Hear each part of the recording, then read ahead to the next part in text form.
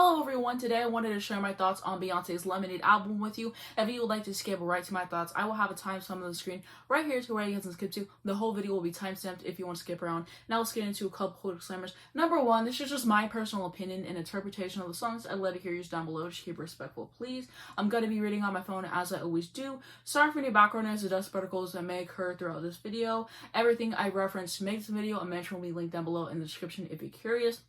If I have anything else that ever gets added, check down below. I might have a pinned comment. And lastly, I know that there's a lot of samples and interpolations on this album.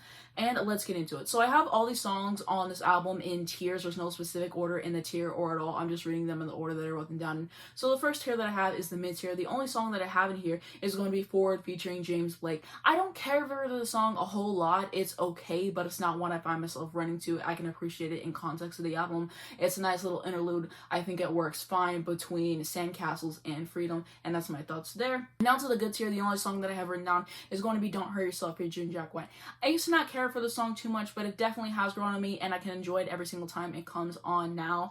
And I think that the instrumentation really packs a punch. Jack White delivers a great feature. I love Beyonce's vocal on it. I can appreciate the intensity that she sings with, and I like the places that this goes to sonically. It is very nice to listen to. The chorus is strong, nice songwriting as well, and I like the way that their vocals work together.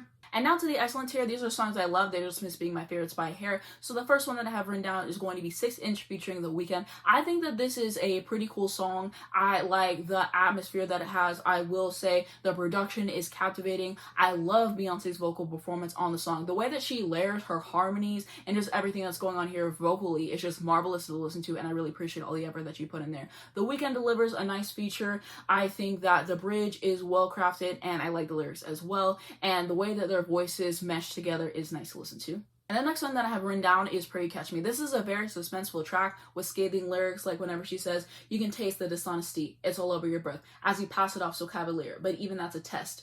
And also whenever she says, "I pray you catch me listening, I'm praying to catch you whispering." The vocals on here are beautiful to listen to. I love the instrumentation, especially at the end. I love how the song comes to a close so elegantly, and I think that it sets the tone off for the album quite well. Next up is Freedom featuring Kendrick Lamar. I think that this is an exciting song to listen to. The production and the instrumentation is compelling. It's hard-hitting. It's giving me very much boxing, which I can quite appreciate. I will say I love Beyonce's vocal on it and the message. Kendrick's verse is expertly crafted and well-delivered and just gets me even more hype listening to the song. I can appreciate how the samples are incorporated, and it just really brings the song to another level, I will say. And the way that they work together on the song is excellent. Next song I have written down is Love Jar. I think that the production is so intriguing, and it's also very intricate, which I can appreciate. I love whenever she says, "I don't care about the lights or the beams," and then the production of that part is very satisfying to listen to. Her vocal is very mesmerizing. The sentiment of the song is interesting as well, just talking about wanting to get through the rough patch in a relationship and getting back to exactly where you were and everything. And I think that the lyrics are outstanding, some of the best on the album. My favorite is whenever she says, "9 times out of 10, I'm in my feelings, but 10 times out of 9, I'm only human. Tell me, what did I do wrong?" Feel like that question has been posed. I'm moving on. I'll always be committed. I've been focused. I always paid attention, been devoted. Tell me, what did I do wrong? Oh, already asked that. My bad. But you my lifeline, think you trying to kill me. The next song that I have written down is going to be Formation. This is a very enjoyable track to listen to. Every single time I hear it, it just gets me so hyped up. And just the way that it's structured, I think definitely has something to do with it. And just, I love how everything builds up. And so nice to listen to on that front, I will say. And what a cultural moment. I remember the music video. It's immaculate. I love it. And people are still referencing it to this day whenever we're talking about having hot sauce in the bag and the Red Lobster line and all of that. And the way that she opens the song saying, "Y'all haters corny with that Illuminati mess." And I like the lyrics on here, and I just like how the song makes me feel. Such a great song overall, and did what had to be done there. And now to my favorite songs in the album. The first one that I have written down is going to be Daddy Lessons. I think that this is a fantastic song from top to bottom. She did what needed to be done here. It's so interesting to hear her do a country song, and she absolutely kills it, and it just shows her versatility and everything that she's capable of. I love the guitar in here. I love the horns. I love the instrumentation in general. Just so nice to listen to there. And I think that it has a nice pocket. The lyrics are great. Beyonce's vocal is absolutely delightful to listen to. She's just really giving us a great vocal performance. Like, there's some grit to it, and just, yeah, I just love how I feel whenever I listen to this song. The next song I have written down is Sandcastles. Her vocal performance on here is incredible. You can feel every word that she's singing. You can feel the pain. You can feel all of that. She really does not hold back in this song. It's very powerful. The piano on here is great as well. And I can't believe people don't like it, because I swear whenever this album came out, some people, they weren't giving Sandcastles the respect it deserves. And even now I feel like people are not giving the song enough praise. I feel like if you're gonna rank this album, why is this not in top 3 at least? But hey, that's just like my personal opinion on there. My favorite lyric is whenever she says, "Dishes smashed on my counter from our last encounter. Picture scratched out the frame. Bitch, I scratched out your name and your face." And this might be my favorite song on the album. I feel like it's always been my favorite ever since this album came out. In Daddy Lessons, I've been appreciating that more, even though I've always liked it. So I've kind of been struggling between those two. Objectively, Daddy Lessons is probably the best song on the album. Sandcastles might be my favorite. But to those who don't appreciate Sandcastles, you gotta give it another listen. Such a great track. I really love it. Next song that I have written down is going to be Hold Up. I think that the instrumental is so rejuvenating to listen to. I like the lyrics. The vocal is lovely as well. The music video is such a treat to watch. They really knocked it out of the park with that one. My favorite lyric is whenever she says, "What's worse, looking jealous or crazy? Jealous or crazy?" Or like, "Being walked all over lately. Walked all over lately. I'd rather be crazy." It has an addictive chorus and the bridge is terrific. Next song that I have written down is going to be All Night. I think that the instrumentation on the song is simply phenomenal to listen to, and the vocals are angelic. I love her vocal whenever she says, "I'll trade your broken wings for mine," and then she answers herself, and just like the textures that she uses is really interesting to listen to. My favorite lyric is whenever she says, "They say true love's the greatest weapon to win the war caused by pain. But every diamond has imperfections. But my love's too pure to watch it chip away." And I agree with the sentiment that this should have been the last track on the album, just because Pray Catch Me is the opener talking about infidelity, all that. I pray catch me listening, all of that. And so we go through that. We go through all the songs on this album, the entire journey of all of it. And by this point, we have healed, we have forgiven, the relationship is back in a good place. It just ties everything together nicely. The instrumentation, everything. It just feels like the perfect closer on the album. Then you go to Formation, it's kind of like, why is this track here? Even though I love Formation, like I was saying, I just don't think that it should have been the last track. This was perfect. I don't know where I would put Formation on this album, or if I wouldn't even have it on this album at all. Even though I love a song, I'm just thinking about like a cohesive experience, and I feel like Formation kind of like throws a wrench in that, but that's just my opinions there. Overall, I think that this is a really soothing track to listen to. Now to the last song in this tier, which is going to be Sorry. This is so much fun to listen to. I love the energy it has, good lyrics, entertaining vocals and production, and the bridge is elite as well. Quick thoughts on the Sorry demo, because people might ask me how I feel about it.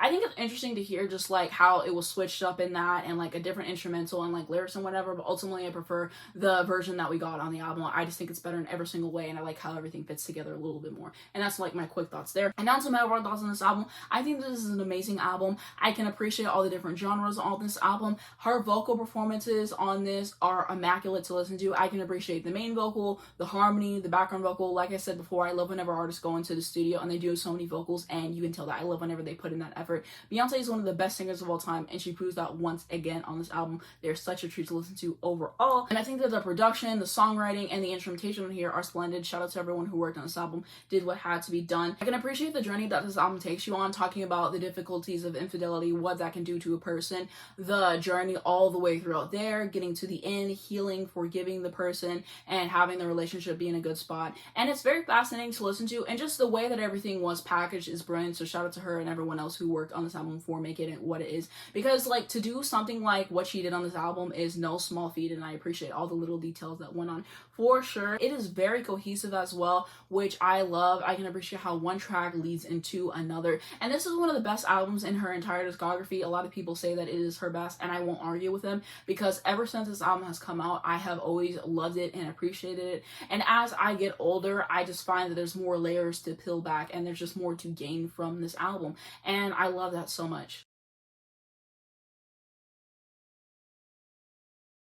It has stood the test of time extremely well. It is a classic. People still love this album. They still talk about it. They still care about it. She did exactly what had to be done on this album. The samples are incorporated nicely, which I can always appreciate. I like whenever artists can sample something, they flip it, they make it their own, and that's exactly what she's done on this album. The album cover is one of my favorite album covers of all time. Simple, clean, to the point. You love to see it. I love whenever artists do like a kind of green colorway, a kind of teal colorway, and that's what she gave us. And just this era was breathtaking overall in terms of like the looks and the visuals that she gave us. And of course, this Beyoncé Beyonce, so I already knew she was going to serve in that respect. And I wanted to share some quick thoughts on the Lemonade film that she did. I think that it's incredible. The cinematography is just top notch. It's just breathtaking to watch. It made me appreciate the album so much more. Like, there's so much depth to this film. I love the way that everything is sequenced, and you can tell a lot of effort was put into this. And one thing about Beyonce, she is going to nail a visual. She does not miss with the visuals, and she just really takes it to another level, and I love how seriously she takes it. And this film is just pure art, and this is a standard that people need to think of